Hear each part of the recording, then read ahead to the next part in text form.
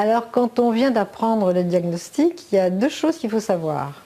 Premièrement, plus rien ne sera jamais comme avant.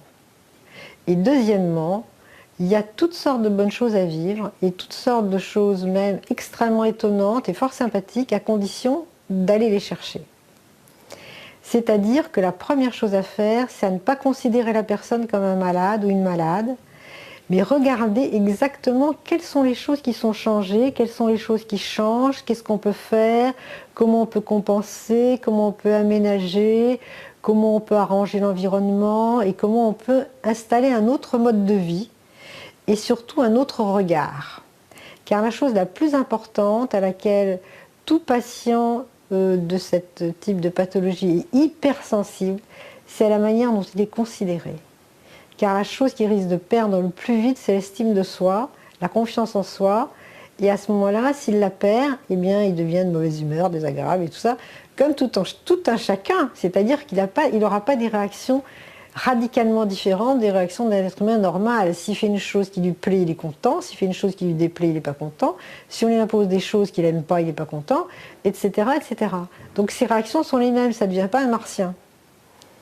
Mais par contre, ça demande beaucoup d'aménagement pour, dès que la confusion, qui est le vrai problème, arrive, c'est-à-dire qu'on confond par exemple une porte avec une autre porte, un objet avec un autre objet, dès que cette confusion se présente, il faut l'anticiper et éventuellement procéder à toutes sortes d'aménagements et toutes sortes de choses, mais bien voir que le patient reste et surtout devient de plus en plus sensible, pas il reste sensible, il devient de plus en plus sensible, il est toujours aussi intelligent, mais il ne peut pas, il est obligé de s'appuyer sur les informations que son cerveau lui donne. Je dirais que la chose la plus importante, c'est de comprendre comment l'autre fonctionne.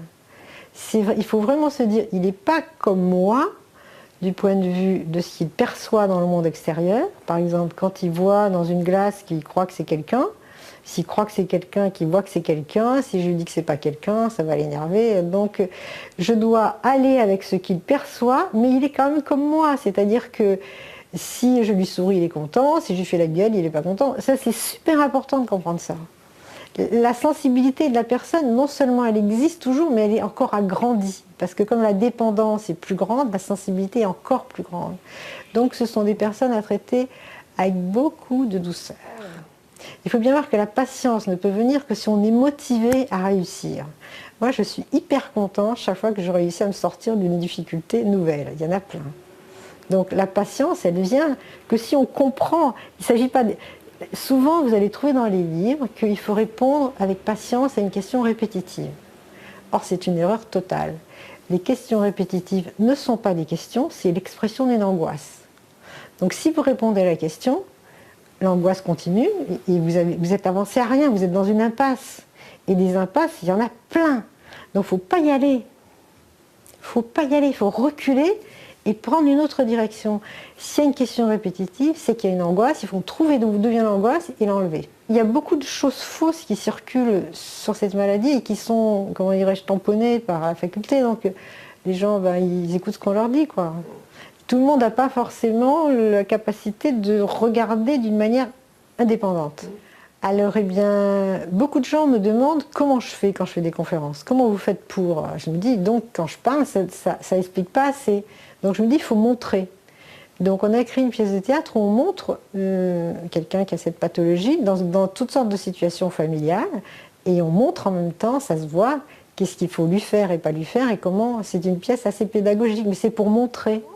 Chacun est pris, parce que si vous voulez, il y a une pièce qui s'est jouée sur Alzheimer qui s'appelle Le Père, où il n'y avait que lui qui existait, les autres ils étaient transparents. Or en fait, une personne est toujours entourée de plein de gens qui existent. Donc dans ma pièce, tous les gens existent très très fort, et on a l'impression qu'il y en a qui sont complètement... et que c'est pas celui qui a Alzheimer.